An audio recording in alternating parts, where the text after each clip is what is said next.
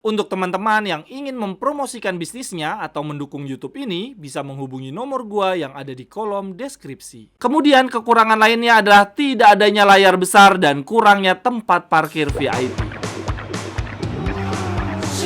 Cerewetan ceking kita nyerewetin apa aja. Teman-teman yang sedang kalian saksikan saat ini adalah Cerewetin Seri A. Apa kabar teman-teman tifosi semuanya? Semoga dalam keadaan sehat. Hari ini gua lagi nggak pingin cerewetin Inter. Gua pingin cerewetin salah satu klub di Liga Italia, yaitu Como. Karena beberapa hari yang lalu gua baru aja baca berita ya, ada yang merilis infografis yang sangat amat menarik perhatian, yaitu daftar 10 besar pemilik klub Liga Italia paling kaya. Yang mengagetkan, yang berada di peringkat 1 bukan pemilik dari klub-klub papan atas Serie A ya, bukan Inter, bukan Juve maupun Milan. Yang mengagetkan, yang berada di peringkat 1 bukan dari pemilik klub-klub papan atas Serie A ya, bukan dari Inter, Juve maupun Milan, melainkan dari Como, teman-teman, yang pemiliknya adalah orang Indonesia, Hartono bersaudara, yang juga merupakan orang paling kaya di Indonesia dan pemilik Jarum. Terus yang bikin kaget lagi, teman-teman, ternyata tidak ada nama Zhang dalam daftar 10 besar pemilik terkaya. Dan kalau dilihat-lihat lagi dari daftar 10 besar ini, cuma Juventus, tim yang paling konsisten ada di level tertinggi dan kompetitif merebut Scudetto. Selebihnya untuk tim-tim lainnya ya ada di bawah Juventus dari sisi prestasi maupun kualitas para pemain. Roma, Fiorentina, Atlanta di bawah Juventus. Dan tim-tim lainnya lagi lebih parah lagi nih, lebih kecil-kecil, salah satunya Como. Jadi dari berita ini teman-teman, kita bisa mengambil kesimpulan bahwa kekayaan dari pemilik klub, dari presiden klub tidak serta-merta membuat klub tersebut juga menjadi kaya raya, jadi royal, jadi foya-foya dalam membelanjakan pemain. Dan juga tidak serta-merta membuat klub tersebut menjadi kompetitif ya, menjadi banjir prestasi hanya karena pemilik klubnya kaya raya. Jadi kalau selama ini kita berhayal ya bahwa pemilik klub yang kaya raya akan membuat klub tersebut foya-foya dalam belanja pemain dan berujung prestasi, rasa-rasanya yang beneran kayak gitu cuma Manchester City dan Chelsea eranya Roman Abramovich ya. Namun teman-teman, dari berita ini bikin gue tertarik untuk mengulik, untuk nyerewetin kisah dari Como. Jadi ternyata begini teman-teman, untuk kisahnya Como, mereka terlilit hutang pada musim 2017-2018 sehingga harus turun kasta ke Serie D ya, kasta keempat Liga Italia. Lalu kemudian di tahun 2019 mereka mendapatkan rezeki yang luar biasa, diakuisisi oleh orang Indonesia, Hartono bersaudara, Robert Budi Hartono dan Michael Bambang Hartono. Lalu setelah diakuisisi, Como perlahan-lahan naik tingkat nih, naik ke Serie C. Kemudian di musim ini mereka ada di Serie B dan bahkan berada di peringkat 2 klasemen sementara.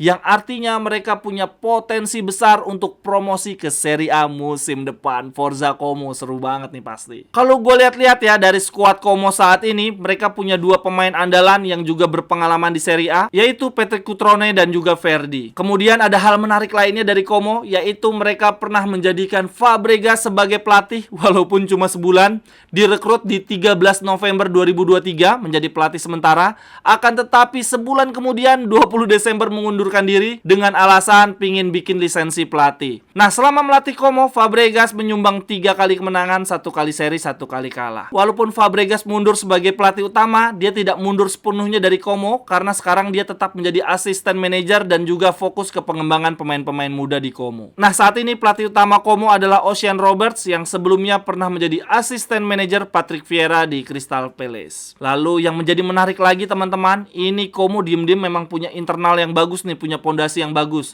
Selain tadi ada nama Fabregas, lalu ada Ocean Roberts. Nah, ini ada nama beken lainnya, mantan pemain Chelsea Dennis Wise menjabat sebagai CEO di Como. Lalu yang bikin gokil lagi teman-teman, di sini ada nama Thierry Henry sebagai salah satu direktur ya, board of director sekaligus investor di Como. Nah, jadi di sini gue ingin mengatakan bahwa Como sebetulnya punya modal, punya pondasi yang bagus untuk menjadi tim besar ya. Mereka memiliki pemilik yang tajir, bahkan bukan cuma sekedar tajir, tapi paling kaya se-Liga Italia. Lalu manajemennya, tim belakang layarnya juga dihuni nama-nama besar ya. Ada Fabregas, ada Thierry Henry, dan juga Dennis Wise.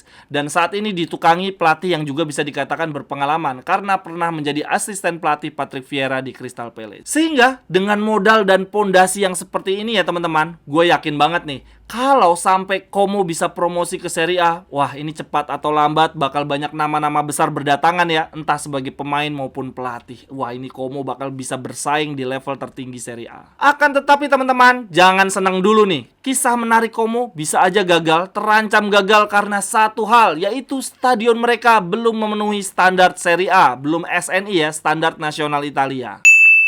Teman-teman yang ingin membeli jersey Inter, jersey home, away, jersey ketiga, atau bahkan jersey transformer dengan harga terjangkau dan sekaligus turut membantu mengembangkan mendukung YouTube Cerewetin Inter, silakan membeli di akun Tokopedia dan Shopee gue ya. Jersey-nya bisa custom nama dan juga nomor punggung, atau kalau teman-teman mencari jersey Inter di tahun-tahun lawas dan juga jersey klub-klub lainnya, bisa juga. Silakan langsung aja ya, cek kolom deskripsi, di situ ada link untuk pembelian jersey dan juga kontak gue. Terima kasih.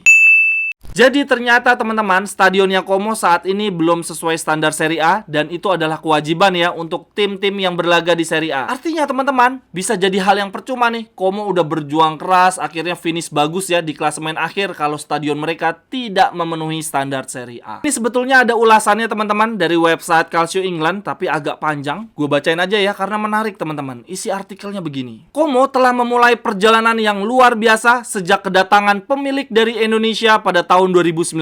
Setelah bangkit dari kedalaman Serie D, mereka kini berdiri di ambang promosi ke Serie A. Ketika klub ini dinyatakan bangkrut untuk kedua kalinya pada tahun 2017, pendukung setia Como pasti tidak akan pernah membayangkan skenario yang mereka alami sekarang.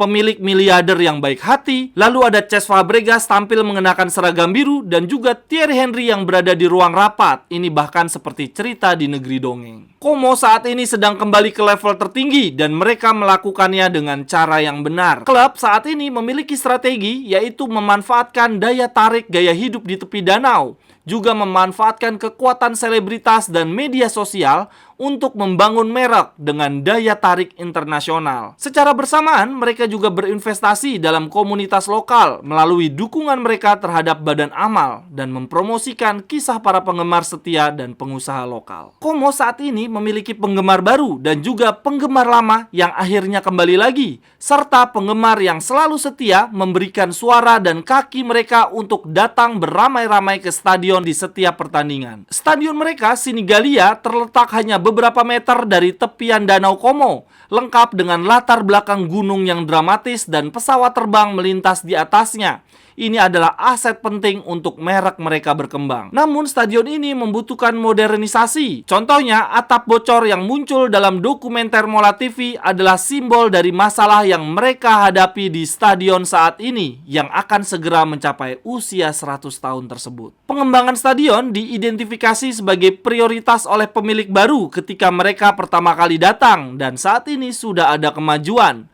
Perbaikan telah dilakukan pada fasilitas dan pencahayaan Stadion Sinigalia. Selain itu, sudah ada rencana merenovasi stadion secara besar-besaran, tetapi baru akan datang di musim depan, musim 2024-2025. Rintangan terbesar dalam jangka pendek adalah soal kapasitas. Stadion ini hanya memiliki sertifikat keselamatan untuk 7.400 orang, jauh dari standar yang dibutuhkan untuk berlaga di Serie A, yaitu 12.000 orang. Kemudian kekurangan lainnya adalah tidak adanya layar besar dan kurangnya tempat parkir VIP. Beberapa area stadion saat ini tidak digunakan, termasuk bagian atas dan tribun kurva di sebelah timur. Ini artinya meningkatkan kapasitas sesuai dengan standar Serie A 12.000 sangatlah memungkinkan, karena masih banyak area stadion yang belum digunakan. Lagi pula, ini bukan pertama kali Como di Serie A. Mereka terakhir kali bersaing di Serie A di musim 2002-2003. Namun standarisasi Liga Italia telah meningkat sejak saat itu, yang berarti solusi yang bersifat sementara mungkin tidaklah cukup, yang artinya perlu dicari solusi lain yang saat ini sebetulnya masih ada secercah peluang, ada cahaya di ujung lorong, yaitu Federasi Liga memiliki kewenangan untuk memberikan pengecualian seperti memperlonggar batas waktu dengan berbagai alasan. Salah satunya adalah apabila menemui kendala fisik